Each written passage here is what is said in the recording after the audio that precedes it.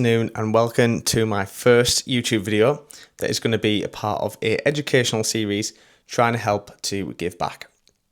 Now I think Instagram is brilliant and there are lots of other platforms that are helpful.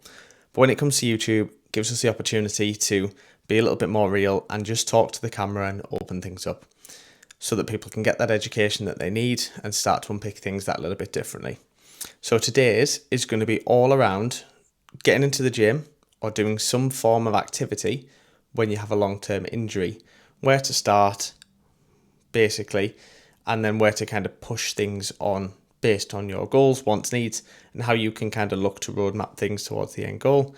And I'll talk a little bit about my sort of three-phase structure, my one-to-one coaching for people who have an injury with a long-term aspiration. So first of all, I think the most important thing is understanding the background.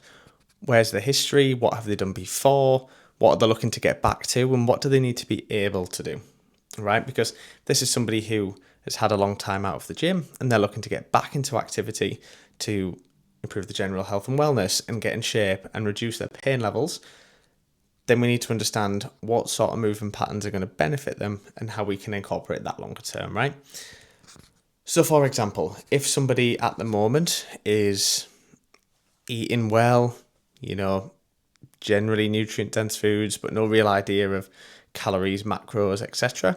And they have a dog and they hit sort of 8 to 10k steps per day and they do a couple of home workouts per week. And their long-term aspiration is to get to a point where they are photo shoot lean with a good amount of muscle tissue. Then that's going to be quite a journey to get them to that point. However, there are some really clear, good, positive foundations that are laid there that you can use to your advantage, because they're not afraid to get steps in. They've already got a generic baseline that's going to help to pull and help kind of push their NEAT up and pull body fat off. And with the home workout setup, it gives them an opportunity that they're not afraid to push themselves.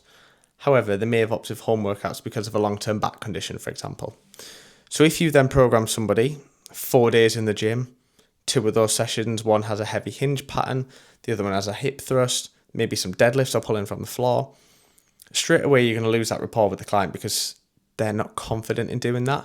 You may know that it's safe for them to do that, they've had the relevant investigations, etc. But you may kind of look at that and think, how do I get this client on board and how do I get them the best results? And do I need to do those types of movement patterns to get them there? The answer is most probably not. So most important thing is establishing the background, who they were before their injury, what it is they're looking to achieve, and then reverse engineering it from there with movement patterns that are going to work towards their goal and not just a generic program. So in terms of how I would look to do that with my clients, it's very much about rebuild, right? Use that initial phase, 6 to 12, possibly up to 18 weeks of rebuilding who they once were.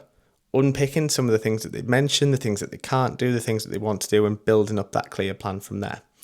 For example, if somebody wants to get back into deadlifting because they want to do a powerlifting competition or they want to be able to train like a powerlifter, right? You've got to really kind of look at this and go, okay, for them to be able to do a deadlift, and at the minute, they've only got 50% movement in the back because it hurts, you've got to kind of slowly titrate things up. So that might be with some gentle Pilates movements and keep them on back specific machines where the legs are fixed in or they've got chest support to take that strain off the lower back.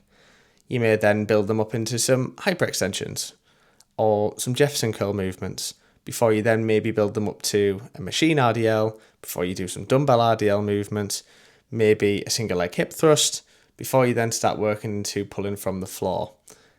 All of these, it's not always about progressive loading, right? It's about progressing the movement patterns that are difficult to get them the results that they're looking to achieve, because ultimately, as you move through exercise difficulty, that's a really nice way to progress somebody where they're going to see tangible changes in muscle bulk because the strenuous nature of the exercise is going to change, right? So you can use that to get them in the position where you want to. So that is all about phase 1, which is the rebuild. Establish baselines, timeframes, and then roadmap with different forms of exercise difficulty to get them where they want to be. Phase 2 is always going to be around wins and the enjoyment phase, right?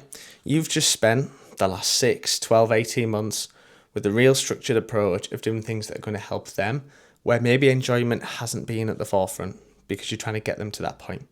Once you get them to a point where they're gaining confidence, their enjoyment improving, they're seeing the things that they can do, and there's more cans than can'ts.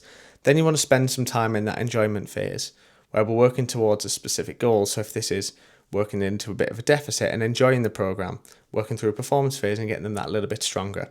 This kind of middle phase is going to be really, really good, because if you just continue to push consistently with somebody who's getting back in after an extended period of time, mentally and from a central nervous system perspective, they're not going to be able to tolerate that. So this is where it's good to incorporate different forms of wins.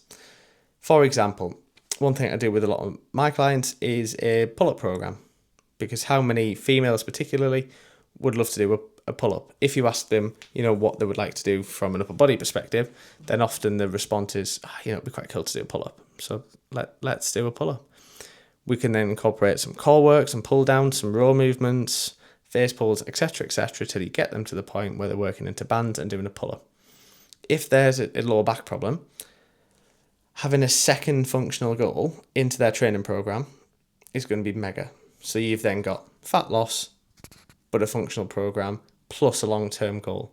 So there's loads of different ways that you can tick things off. Because what happens is, if you just diet somebody down, they get sick of their life and then they stop making the progress they want to achieve, right? So you want all sorts of different angles, because you can coach them in a way that's going to get them more than one positive result. And the final step is all about mastery, right? Mastering the movements. Getting to a point where you are mastering the program, mastering that person that you wanted to be, transforming yourself into them, right? So this is getting really, really good at your training program. Form analysis over to me so that you can analyze it in detail to make some small little changes that are going to help you in the long term, with a preventative approach to stop you from getting injured in the long term. So this kind of mastery phase is where we turn people from being kind of coached and kind of semi-dictated to where the client starts to become a little bit autonomous. The clients that I have the longest, right, are the ones who will come to me with ideas, come to me with suggestions, understand the body and provide data and feedback into check-ins or just general conversation that is so helpful, rather than, all's good, when often all isn't good. When they come to you about certain things, of when a movement pattern they feel like they're plateauing despite trial and this, or they're feeling a bit de-energized prior to a workout. What's your thoughts on maybe changing this food for this food, or try and move into more carbs to the pre-workout window? These sorts of things.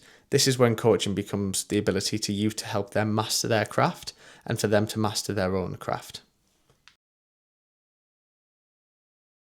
So in summary, in this educational series, session 1, which is all about getting back into the gym after an injury, let's think, rebuild, quick wins, mastery. And then you'll get yourself set up with a really motivational 6-month journey where you're going to change your life in the long term. There's going to be lots of different content that comes to this page, with training footage, stuff from my competitive season, and some general educational stuff from a physio and online coaching perspective, just to give you a little bit of insight more into me, kind of what I do, and helping people along the way. So if you do like this content, please do drop it a like, subscribe if you're new, and there will be more bits coming soon.